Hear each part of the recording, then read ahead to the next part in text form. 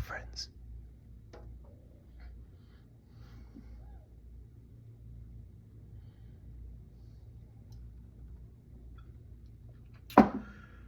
Hello, homeschoolers, fellow rock and roll enthusiasts. Welcome to the program. Happy Saturday. It's your host, Uncle Larry, with another hot bench video for you.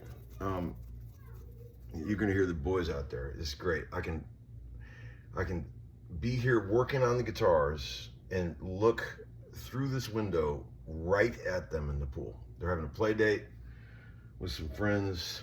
This is the best. I have like the bird's eye view of the action around here. This couldn't be a better layout. I'm just telling you. And here's a couple things. You know, this neck rest I've had for years that was made for me by my friend Neckrestphilia at Glazer Instruments. I've always loved it and cherished it. My friend Mike Skaggs sent me a neck rest a while back. And then my friend Joe Riggio sent me a neck rest a while back. And then the guys at Diadario sent me a neck rest a while back. We've got lots of neck rests, friend. I don't have enough necks for all those rests. But yeah, today is a good day to restring these wasted strings on this old PAF Goldie. You might not know this, but you know how my burst has mailbox letters right in this spot? So does this. Can you see that little rectangle right there where a sticker used to be? Pretty cool. But yeah, this is a sick guitar. I was using it all week on sessions. And these strings are shot. I'll tell you right now.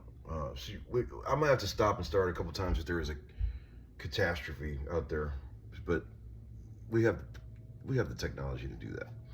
I got a few things in the VCB, couple orders of business right out of the gate. These liquid slides are the best slides in the world. The boys were kind enough to send me a few.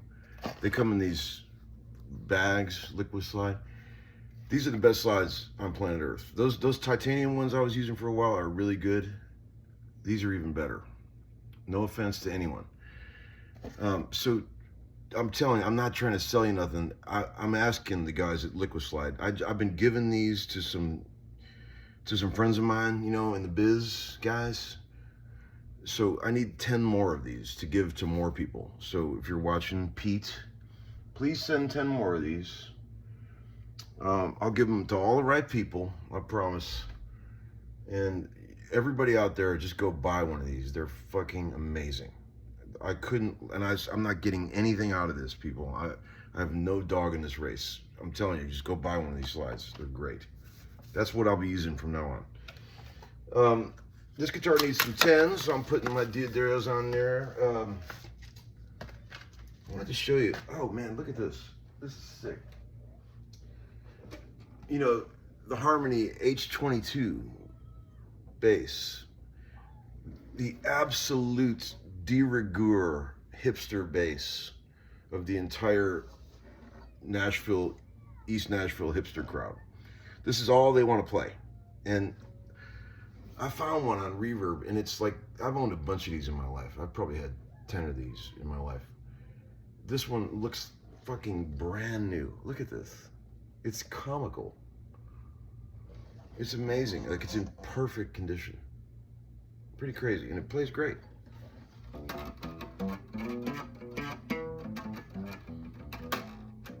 I'm gonna try putting a real bridge on this thing. I've never done that. I've always used these shitty wood bridges on these, but maybe I'll try putting a real bridge on this to see what it does. I'll bet it'll be amazing. And it'll be in tune.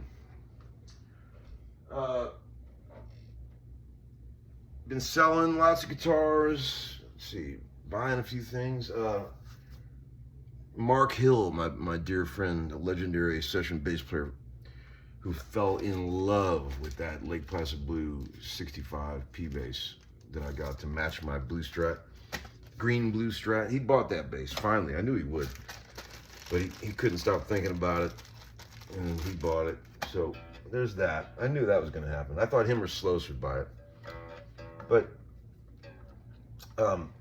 you know that I got some things in the VCB, but that talent-free douchebag that makes all the videos about me, my stalker, he made a video a while back about how long it took me to change the strings on the guitar.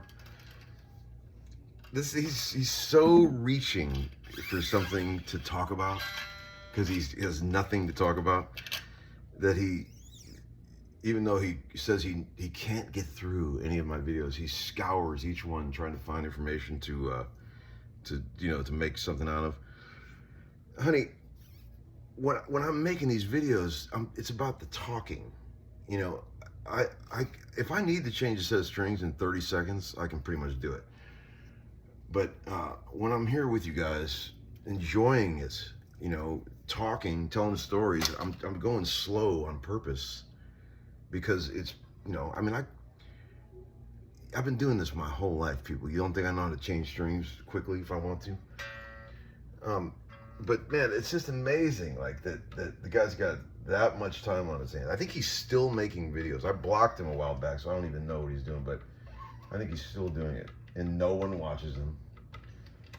But you know, if you look back on the guy's channel, he's been making fucking wacko conspiracy theory videos for like almost 10 years that get 0 hits, and the guy's just damaged goods, man. But man, you know, that kind of poison and toxicity, you got to be careful. Like I should have blocked that channel a long time ago, but I'm just saying, man, this fucked up, man. That stuff will get on you if you're not careful. It'll get on you. And man, the second I blocked that fucking channel, I immediately started feeling way better. I could feel the cancer cells leaving my body. Oh man, some people are just damaged goods, my friends. Okay, VCB, hot VCB. I've got, let's see here. I've got a couple questions. Hey Tom, it would be awesome if you could do a segment on your favorite all-time artists, albums, influences for all the homeschoolers. The music that shaped you as an artist. Man, well, if we only had 10 minutes to talk about that. Let's do that right now. I mean, you bored? I'm changing strings. Beatles, man. That was all I knew. I mean, when I was little, my older siblings just basically played me nothing but Beatles music, and I loved it. First record I ever bought was a Beatles record. I didn't even care that there was other music besides the Beatles until I was about 12. And then it was David Bowie at that point. I got into Bowie real hard. Ziggy era.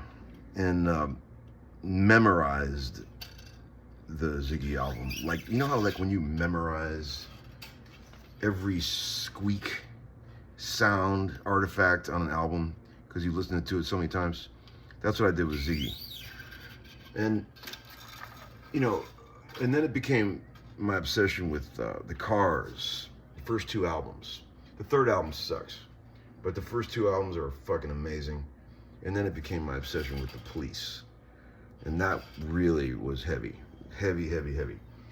And then Steely Dan by the time I was about 14. And then the Genesis and Yes kicked in. And that was really hardcore. And then Zappa kicked in. And then sort of the music of the day after that. It was just sort of whatever was current, you know? Because I feel like I've done all my homework at that point, you know? Pink Floyd was huge. Zeppelin was big.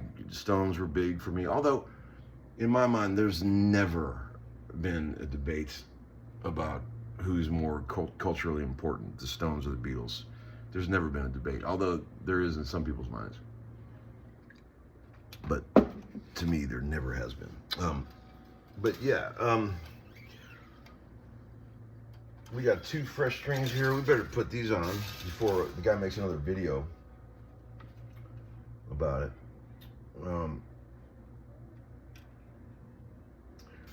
Let's see. Besides that,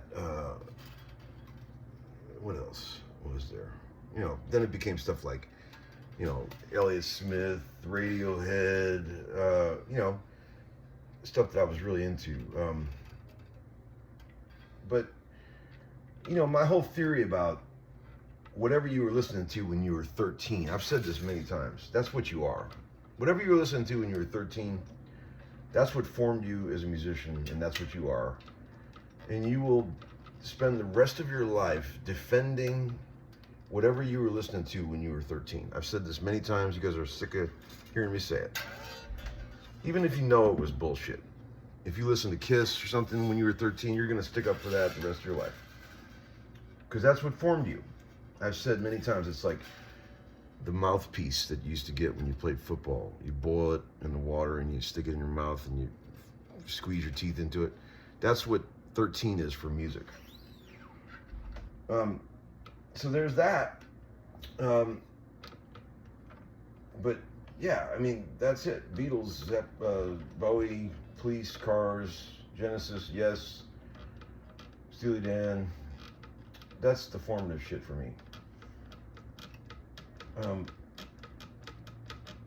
You know, I was never much into, it was all English shit for me, mostly, and not much R&B or black influence. It never was. It was like, I got into that stuff later. But I was never a Motown guy, never into the Stax shit, none of that shit, especially when I was young. The first, you know, sort of soul music I ever really got into was Sly and the Family Stone, which I still love to this day. But growing up in suburban, you know, East Cleveland, it was, you know, it was like English shit. That's what people were into. You know, the kids I went to school with were not listening to R&B and shit like that. It wasn't around. I mean, it was around, but nobody was into it. My mother was way into country music. And as I got ready for school every day, she was blasting country music on the radio. That's where I got all that from. I know all those songs because of her. She was the only person that was into it. Nobody cared about country where I came from except her. She was a Willie Nelson fanatic. She loved Waylon, all that shit. I'm glad that she was into that stuff because it ended up serving me very well in life to be familiar with that stuff, you know? But when I was a kid, it was like Eddie Rabbitt was all over the radio. All those songs, which I still love, man. Step by Step, fucking Any Which Way But Loose, Driving My Life Away, Love a Rain Night. I was into all that shit. And, you know, so that was cool. But I went back later in life and got into like the real early country shit, you know, just sort of part of my homework assignment after moving here, you know. And, you know, to this day, I'm still trying to really, really perfect the language of that early country shit, traditional stuff. Because when you get on a session and you're expected to play that shit and make it sound real legit, if you don't know that vocabulary, you cannot fake it. It sounds terrible when a rock guy who doesn't get that country shit at all tries to play it. It just sounds terrible. And everybody in the room knows it's bullshit until, you know. But man, I feel like all these years of studying with Paul Franklin and Vince Gill and all these guys that I've learned from, I feel like I can, for a fucking suburban kid from Cleveland who grew up on Beatles, I can fake that shit pretty damn good. I feel like I know the language, you know? And that's really all you can be expected of. You know, as a session guy, you basically have to know all those vocabularies so that when needed, you can pull out all those styles and cliches that made that shit what it is, you know? And that's the job. And I'm really glad I have all those skills because you never know what the fuck you're going to be playing from one day to another. Just in the course of 1 week, I will play so many different styles of music. And like just this last week, I had to call on my every fucking style of music I know, really, just to get through this last week. And it's cool. I like it. I'm glad we're doing that. It's a challenge, and I enjoy it. And you know when you get it right, man. When you're trying to play a certain style and you start getting it to sound really legit, it's a cool feeling. Everyone starts smiling, laughing, because you know it's good. That's it. What else? There's all kind of shit I was going to tell you about. Oh, I got more questions here. Let's see. Hey, looking forward to another trip. Sit down with the Groon gang. Yes, I need to do that. I miss those boys up there, and we're gonna do another Groon video soon. We've been talking about that. I saw Greg at a little shindig the other night at Glazer's. Glazer had a little crawfish boil, and I saw Greg. I always love seeing him, and we were talking about that. We need to do another video soon. Let's look on my video and see if there's any BCB in there that needs to be addressed. Starting those rehearsals with Vince in early May. I've been desperately trying to get all these instruments. I've got so many guitars that need frets. My God. I mean, I told my buddy Nick at Glazers, I said, man, I got like a half a dozen guitars that need frets. You want to do them real quick before I try to get going on this gig? And he said he would take on the challenge. So I just brought him a van full of stuff yesterday. I don't know. I know it seems like I'm always getting guitars refretted, but a lot of those got sold. The ones that I refretted got sold. You know, I've been doing a lot of shuffling. I got my eye on a guitar I think I already purchased. I'm pretty sure I said yes, but a 59 mono 355, which I've always been a fan of. You guys know that I've used those for years. I've had a couple of really nice ones. The one that Rob McNally plays, he got from me. I used to play that guitar all the time. And I've always been a fan of those mono, no veritone 355s. They're awesome. Got a buddy that has a nice one, so I think I'm gonna jump on that. I'm looking through the window here. The boys are literally laying on a towel by the side of the pool sunbathing. What a cool thing. Spoiled little brats. I never had a pool or a fucking go-kart or any of that shit. Lucky little bastards. Let's see. Man, there was so much stuff I was going to tell you, and it all fails me when it's time, when the cameras are rolling.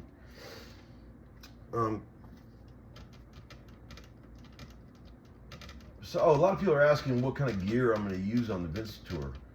Here's what I always do. I just whatever starts sounding interesting to me, I'll just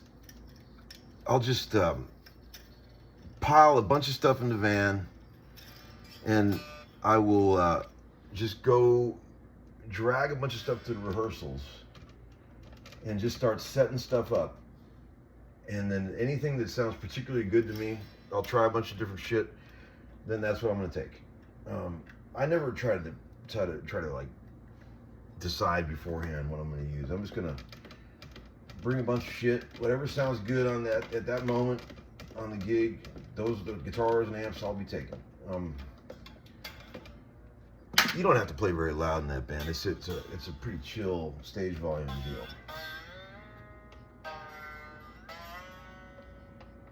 But some heavy listening happening on that stage. Big band like that of really experienced players, man. You got to know your place. You got to listen hard to what people are playing, because to find a lane in an ensemble that large is not easy. I'll tell you, friends, you can't just go out there, guns a-blazing, playing licks all over the place. Hello, I'm making a video. I need your extra phone. You need my extra phone? I'll bring it out in a minute. Okay? You can't have it right now. I'm using it. I'm gonna make... Use the I need iPad. to take a video. You gotta use the iPad. Of what we're doing outside. Well, use the iPad. All right, here, take it. Go ahead. Thank you. Do not get that thing in the pool, or you will be on the grill later. You will be on the grill. Don't even get up close to the pool. Can you imagine? I would literally scalp him.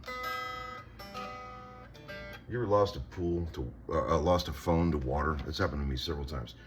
Dropped one in the toilet one time. Washed one in the washing machine, I remember. That was fun.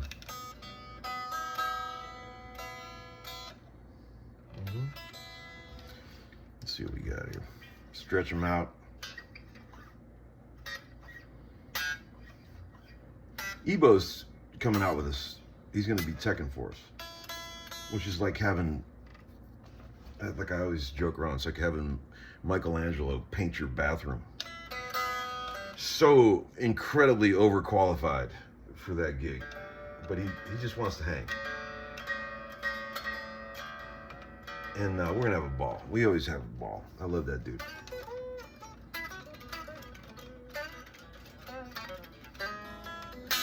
I don't like the looks of this high E string. It's all weird looking. I'm changing this. It looks weird. Something's wrong with this thing. Sometimes you just get, discolored, odd looking. Every once in a while, they can't all be perfect. You know what I'm saying? But I've got quite the string stash here, friends. Let's see. I got some extras. Let's see. I think these are 10s. No, those are plain 24s. And you need those.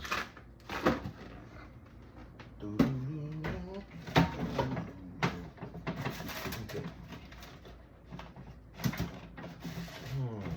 Oh, I know where to get them. Hang on, 1 second.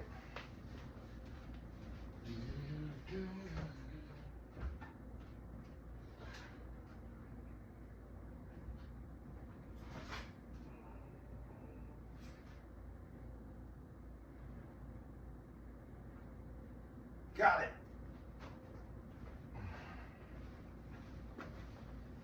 Here we go. Here's a fresh 10. Man, Leo's killing it on the drums. Oh my God. Talent show coming up. And man, he is getting ready and he is crushing it. So excited. The boy's a natural. That's for damn sure. Okay.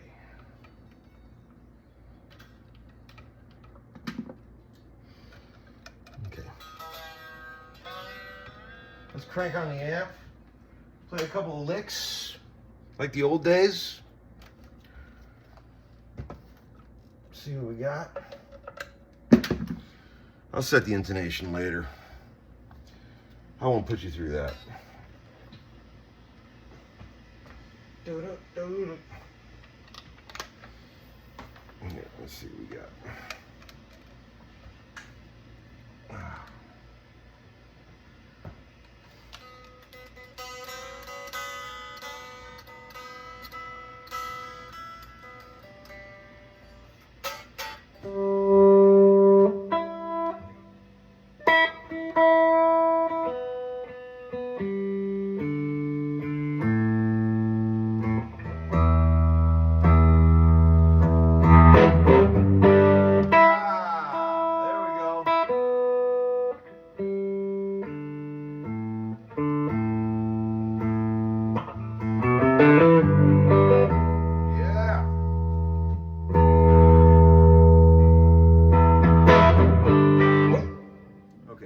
Tilt the phone a little bit here, like the old days, like we used to do, remember?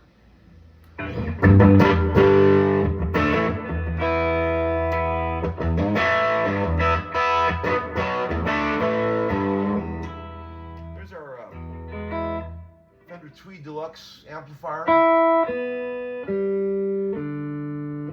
One of my favorite parts of the last few months of dealing with that absolute dipshit Gus that stalks me is watching the videos he puts up where he plays guitar at the Chinese buffet gigs.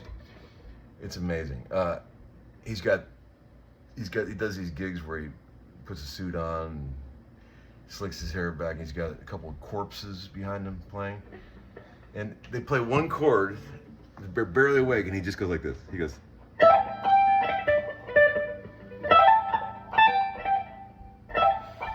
That's how he plays.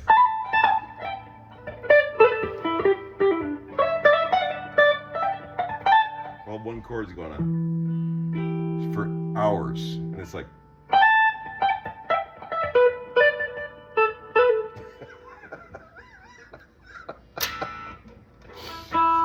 It's amazing. But he'll tell you about how great it is. He'll tell you all about it.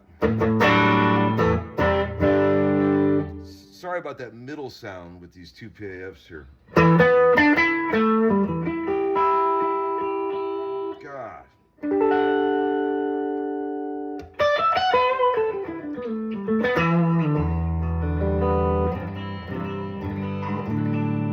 Listen to this neck pickup. I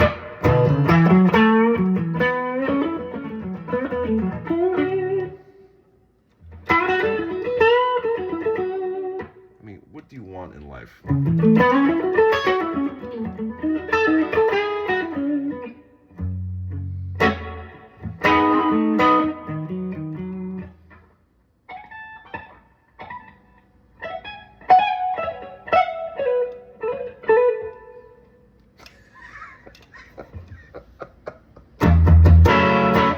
All right, dudes. I think we're good for today. Check back with me later. Let me show you a cool chord for today. Something to get you going. How about this? Let's see. Something that's really trippy. How about? Here's a cool one. I was fucking with this last night.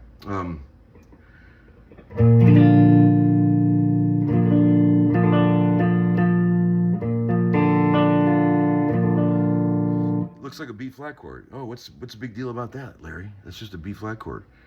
But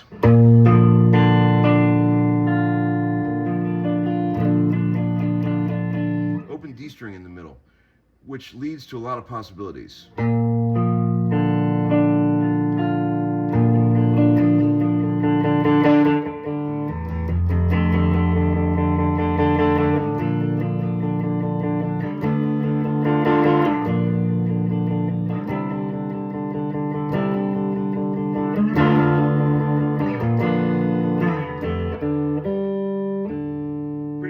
Having that open D, it's the third of the B flat chord, and you don't have to play a bar chord. You can have it open.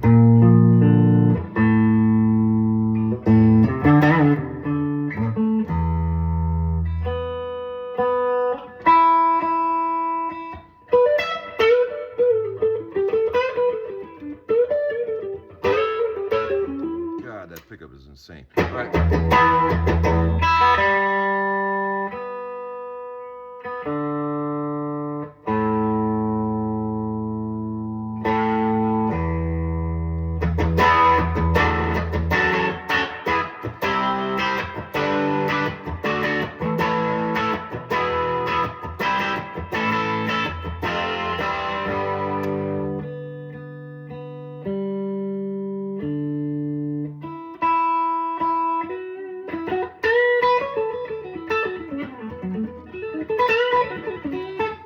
Yes. All